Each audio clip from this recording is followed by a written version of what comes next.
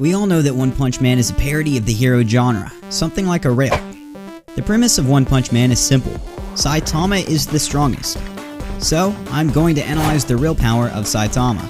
Get ready for the explanation of Goku vs Saitama. Let's be direct, both Goku and Saitama will be the winners in their respective universe. If a version of Goku appeared in the Saitama universe, then most likely Saitama will be the winner. On the other hand, the Dragon Ball universe is much more realistic and complex, where Goku himself would not even be in the top 10 of the most powerful characters, so we will take Saitama to the world of Dragon Ball, where we can calculate his powers and get an idea of how strong he is. This is the new Z Warrior, codename Saitama, better known as Caped Baldy, and his skills are very impressive. Extreme physical strength, his punches are so powerful that just one is enough to blow up his rivals into 1,000 pieces. However, Saitama isn't a martial artist, so he hasn't special techniques. He can't feel ki, much less fly, but he makes up for this with powerful jumps. His greatest feat was jumping from the moon to Earth in seconds. He also has incredible speed and reflexes, exceeding the speed of sound with ease. Thanks to this, Saitama can easily dodge or stop attacks. As if that weren't enough, he has a practically absolute defense, which unlike Z Warriors, isn't based on ki. His body is indestructible.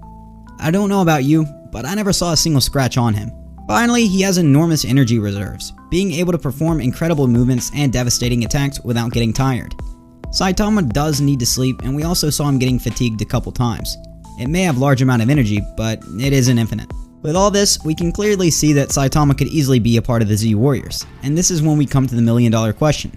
What is the maximum power of Saitama? We cannot say much about his defense or speed. He withstood an explosion of fire and extreme gravity without being disheveled on the other hand. His strike force will have more information at the climax of his timed battle against Boris. He launched an attack that could destroy the Earth, and Saitama counterattacked with a punch that managed to neutralize the energy blast and crush his opponent. Only this time we could see Saitama launch an attack with his true strength, and based on this, we can approximate the real power of Saitama. So how much power does it take to destroy a planet? Well, this depends on the size of the planet. For example, Piccolo destroyed the moon when it didn't reach 1,000 unit force. But it isn't the same to destroy a small satellite like the moon, than to destroy the planet Earth or a giant planet like Namek. So we can say that in Dragon Ball, there are 3 types of planetary destruction. The first is to destabilize the core, for that is enough to launch an attack that directly impacts the core of the planet.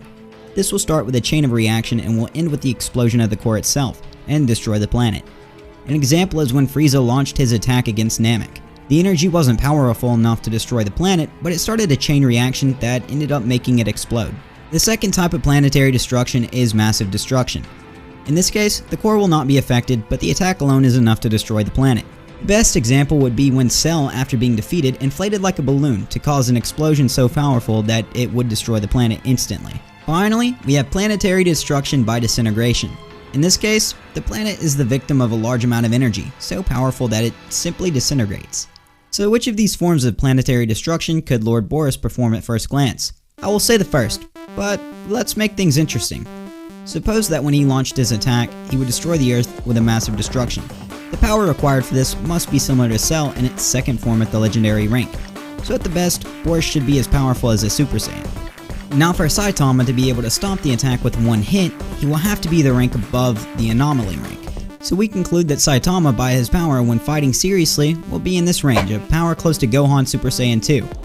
It is said that warriors of anomaly rank should not exist because they are creatures that cannot be born by natural means, and so we finally begin the most awaiting moment, the battle between these two colossi.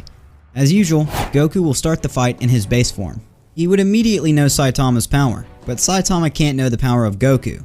He doesn't have the ability to feel ki. Being a kind person, this hero could start with his basic attacks, the normal consecutive punches. It's a series of quick punches with the right hand.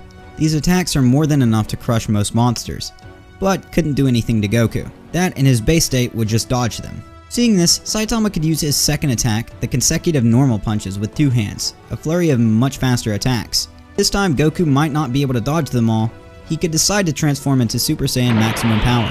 In front of an enemy superior to Lord Boris, Saitama could be forced to fight seriously using the Serious series. That us we know, there are techniques in which he makes an effort. Saitama will use the Serious side hops with which he moves extremely fast, creating a multitude of images of himself. This move will surprise Goku for his speed. Goku would be forced to transform into Super Saiyan 2 to match his speed. Faced with an opponent who matches his speed and is immune to his normal attacks, Saitama could use his serious punch. The impressive attacks he used to destroy Boris. As we said, this destructive power could be like a full force attack from Gohan's Super Saiyan 2. This powerful attack would manage to wound Goku, but without actually killing him. Then Saitama would realize that he is meeting a formidable rival. Seeing someone at the same level, I think this will cheer up Saitama and regain his desire to fight, starting an impressive peer-to-peer battle. Finally, Goku could transform into Phase 3, forcing Saitama to reach his limit. If I had to guess, I would say that by trying his best, he is capable of reaching the next rank of primordial strength. And you might ask yourself, are you telling me that Saitama, a simple human being, could reach the power of primordial force in the universe? You are right, perhaps I exaggerated it a bit, because this power is enough to endanger the entire universe. In this colossal battle, they could both land devastating blows and hurt each other. But in the end, who will win? Well, although Saitama's strength is colossal, he doesn't use martial arts, he hasn't special techniques, he can't feel the presence of his opponent, and I think that this would be Saitama's Achilles heel. As an experienced martial artist, Goku could read his movements and ultimately defeat him with a special technique, like Kamehameha. But currently in the manga, Saitama is fighting against Garo, an expert in martial arts who constantly transforms, acquiring more power and is still unable to beat Saitama. So today, Goku has proven to be more powerful than Saitama. What we say about Saitama is that we have seen today. Saitama without controlling the energy has a power close to perfect cell. Can you imagine how powerful Saitama would be if he trained at the level of Goku? Alright guys, that's it for today's video. Make sure to leave in the comment section who you would like to see a video on next. Don't forget to like the video, hit that subscribe button, and that post notification bell to be notified every time we upload. And we'll see you in another video. Goodbye.